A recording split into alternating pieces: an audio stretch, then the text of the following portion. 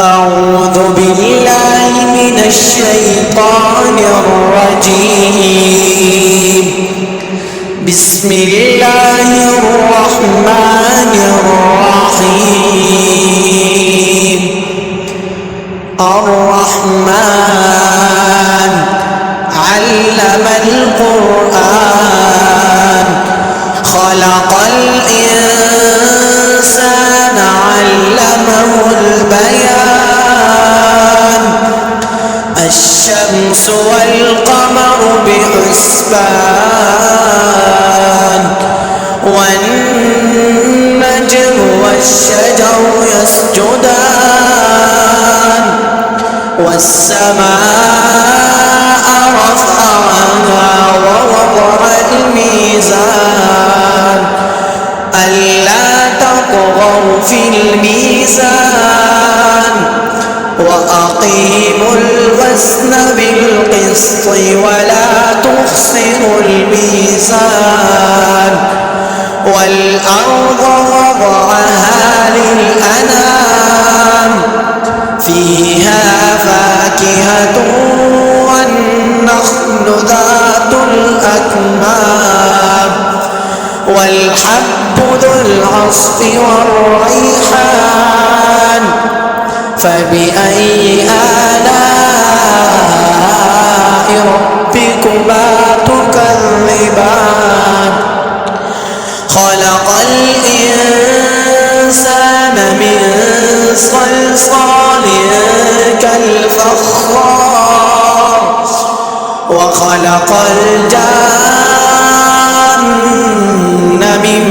مارج من نار فبأي آلاء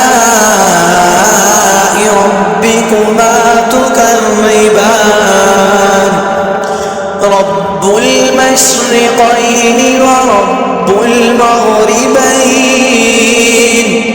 فبأي آلاء ربكما تكذبان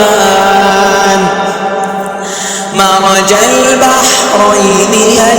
يلتقيان بينهما برزخ لا يبغيان فبأي آلاء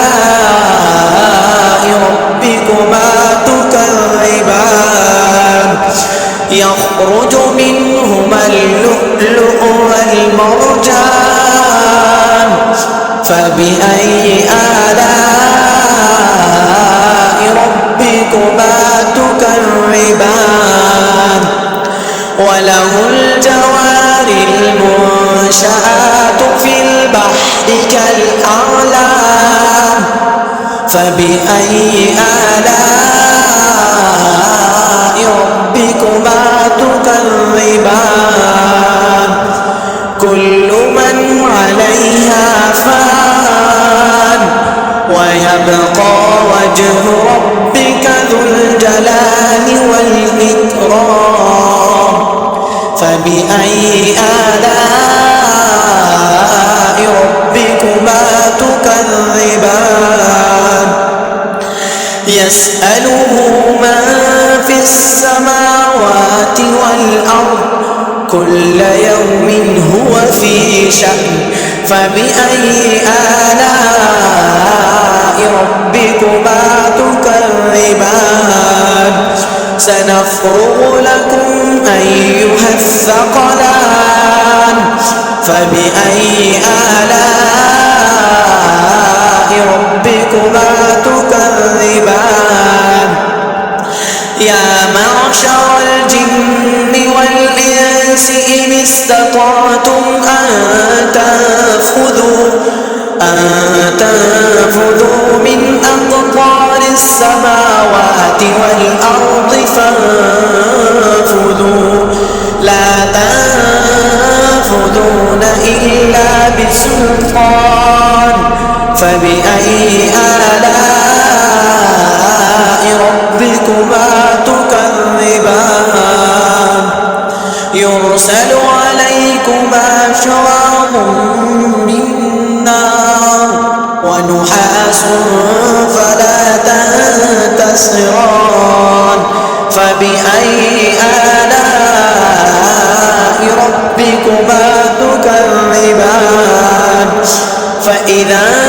انشقت السماء فكانت وردة كالدهان فبأي آلاء ربكما تكذبان فيومئذ لا يسأل عن ذنبه إنس ولا جان فبأي آلاء ربكما تكذبان يعرف المجرمون بسيماهم فيؤخذ بالنواصي والأقدام فبأي آلاء ربكما تكذبان هذه جهنم التي يكذب بها المجرمون يطوفون بينها وبين حميم آن فبأي آلاء ربكما تكذبان ولمن خاف مقام ربه جنتان فبأي آلاء ربكما تكذبان ذواتا أفنان فبأي آلاء ربكما تكذبان فيهما عينان تجريان فبأي آلاء ربكما تكذبان فيهما من كل فاكهة زوجان فبأي آلاء ربكما تكذبان متكئين على فرش بطائنها من استبرق وجنى الجنتين دان فبأي آلاء ربكما تكذبان فيهن قاصرات الطرف لم يطمثهن إنس قبلهم ولا جان فبأي آلاء ربكما تكذبان كأنهن الياقوت والمرجان فبأي آلاء ربكما تكذبان هل جزاء الإحسان إلا الإحسان فبأي آلاء ربكما تكذبان ومن دونهما جنتان فبأي آلاء ربكما تكذبان مدهامتان فبأي آلاء ربكما تكذبان فيهما عينان نضاختان فبأي آلاء ربكما تكذبان فيهما فاكهة ونخل ورمان فبأي آلاء ربكما تكذبان فيهن خيرات حسان فبأي آلاء ربكما تكذبان حور مقصورات في الخيام فبأي آلاء ربكما تكذبان لم يطمثهن إنس قبلهم ولا